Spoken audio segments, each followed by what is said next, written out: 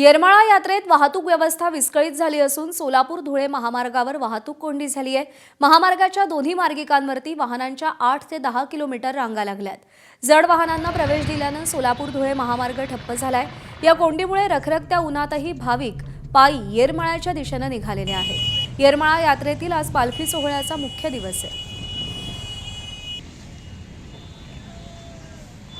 येडेश्वरी देवीच्या यात्रेला लाखो भाविक येरमाळ्यात दाखल होत आहेत। त्यामुळे धुळे सोलापूर महामार्ग आहे तो पूर्णतः जाम झालेला आहे। जवळपास 8 ते 10 किलोमीटरच्या ह्या लांबच लांब रांगा आहेत। येरमाळ्याच्या दोन्ही बाजूकडून अशा भल्या मोठ्या रांगा आहेत।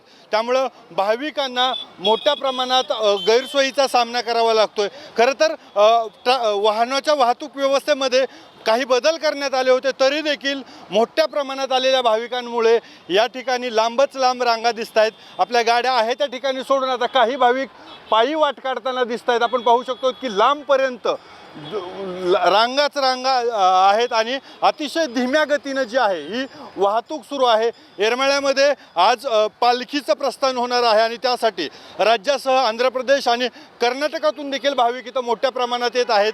त्याचाच परिणाम आपण पाहतोय की ह्या लांब रांगा पाहायला मिळत आहेत। इथून जवळपास 8 ते 10 किलोमीटर आहे पुढचं अंतर की जिथं मुख्य पालखी सोहळा आज होणार आहे। मात्र तिथपर्यंत भाविकांना पोहोचण्यासाठी मोठ्या अडचणीचा सामना करावा लागतोय।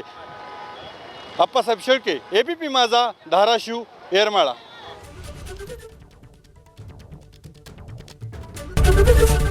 एबीपी माझा, उघडा डोळे बघा नीट।